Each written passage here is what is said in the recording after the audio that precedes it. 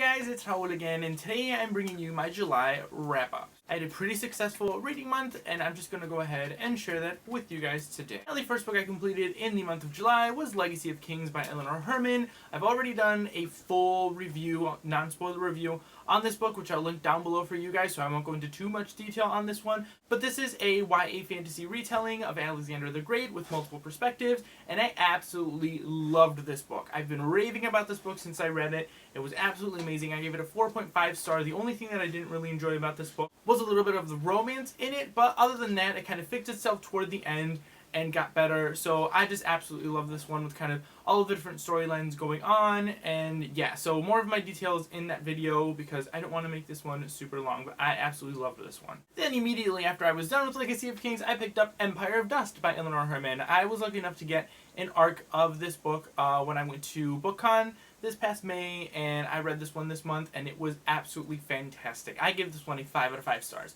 This built upon the first one in such a great way. It had great character development, it had an amazing story, and kind of everything that was going on with all of the different characters was just absolutely fantastic. I won't get into detail with this one because I don't want to spoil the first one for you, but this has definitely become one of my favorite YA fantasy series that I've read. It is absolutely amazing. Eleanor Herman is a historian, so she incorporates a lot of kind of historical-based things into her books. I'm not completely familiar with the story of Alexander the Great, but from what I've heard, she does a really great job at incorporating his story and making it historically accurate. So, like I said, I've absolutely been loving this series. It's definitely one of my top fantasy series, if not my favorite YA fantasy series that I've been reading so far. It was amazing. After that, the next book that I listened to on audiobook was The Wrath of the Dawn by Renee Ahdieh, and this one a lot of you guys read last year, and we're talking about it and raving about this one, and it is a retelling of 1001 Nights, where this girl goes to get married with the king. The king marries different women every single day because the women kind of get killed off after the wedding night. They don't survive until the next day. So this girl has her friend who was married off to the king and dies, and she kind of wants to marry the king and go and murder the king to avenge her friend's death. So that's kind of where everything starts, and she doesn't end up dying the first night, doesn't end up taking her revenge on the first night, and lives to the next day. So then it's the kind of stories and the chaos that kind of ensues after she survives the first night, and everyone's wondering why she was able to survive the first night, and she kind of has to now figure out why these women have been dying every single night and begins to fall for the king. So it was really enjoyable. I ended up giving this a 4 out of 5 stars. The writing was absolutely beautiful. The descriptions were absolutely amazing. So I definitely highly recommend it if you guys enjoy kind of beautiful, flowery writing. It was just fantastic. I loved the settings and the characters. It was a really enjoyable read. Then after that, I also picked up on audiobook Beautiful Darkness by Cami Garcia and Margaret Stohl. This is the second book in the Castor Chronicles, and this one continues the story of Ethan and Lena and kind of their story of Lena trying to choose whether she wants to be a Dark Caster or not, and kind of everything that follows the first book. I've been really enjoying this series. I know a lot of people have commented negatively about the rest of this series, not enjoying it and everything, so I don't know. I've been really enjoying this one. I can see why people had problems with this one. I mean, one of the main characters, Lena, in here gets extremely annoying with her attitudes and kind of everything that's going on. She just went through some changes that just weren't enjoyable. She was just getting on my nerves a lot. So other than that, I've enjoyed the plot and the rest of the characters and kind of everything that was going on.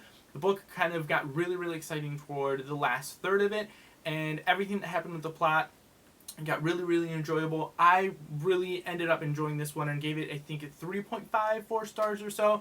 And I immediately picked up the third book after I was done with this one because I just had to see what was going to happen next. Because, yeah, this one left off on a really high note for me. So, like I said, I've been really enjoying this series. I can see what the problems are with people, but I don't think it's the worst thing I've ever read. So I'm really enjoying this series so far. Then after that, I read Not a Doctor Drink by Mindy McGinnis, at the recommendation of Trina from Between Chapters, because she raves about Mindy McGinnis in all of her books, so I had to pick this one up and check it out for myself, and it was absolutely fantastic, as usual. Mindy McGinnis is a great writer. I read one other book from her a couple of months ago and absolutely loved it, and this was no different. It was written beautifully, it was great, it was tense, and this is a post-apocalyptic story where water is very scarce. So the main character and her mother are protecting this little pond that they have on her land because they obviously don't want anybody to take it away from them, seeing as water is so scarce, and kind of the things that follow them and them trying to survive in this world without a lot of water and them having this little pond within their property.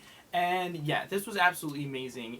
It just portrays survival in a very great way. It gets really gruesome, very intense at some points. It's a really, really quick read, but it goes into a lot of details. I felt like I didn't want more out of the story. Like, you know, some stories or some kind of standalones leave you wanting more. This one I felt was perfectly paced and gave you a lot for the amount of pages that you actually have within this book. So there was a lot of content and it was just wonderful. I felt like it gave you a complete story arc, which was really enjoyable, and I absolutely loved this one. At this point, I will probably read anything Mindy McGinnis puts out there because she is absolutely an amazing writer, and I absolutely loved this one. And then after that, the next book was a reread for me, and that was The Girl Who Circumnavigated Fairyland in a Ship of Her Own Making by Catherine M. Valente.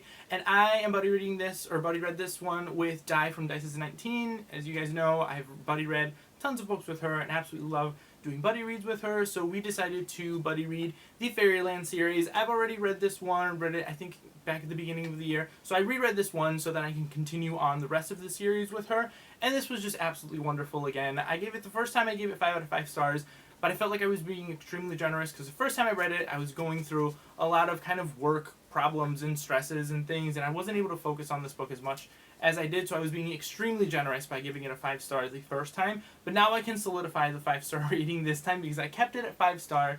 I really loved this with this book again. I really got much more out of it this time, that I was able to kind of really sit down and focus on this story and everything. I picked up on a lot of stuff that I didn't pick up the first time. So for those of you who don't know, after all of this gushing that I just did, it's about a girl named September who one day gets carried off into Fairyland. When she arrives in Fairyland and kind of sees that everything is getting taken over by this evil marquis that has everyone kind of trapped and chained up and not being able to roam freely within Fairyland, and has put in place a bunch of laws and that kind of thing. So she's kind of on a mission to save Fairyland and that kind of thing. I loved it. It was wonderful. So I can solidify my 5 out of 5 star rating from this one. The writing, though, is a little bit, I feel like it's a little bit advanced because this is a middle grade series, and Di and I were talking about how advanced a lot of the vocabulary in here is. Like, I don't feel like a lot of middle graders would understand a lot of the words that were going on. I honestly wasn't understanding some of the words and kind of just like read over them and kept going.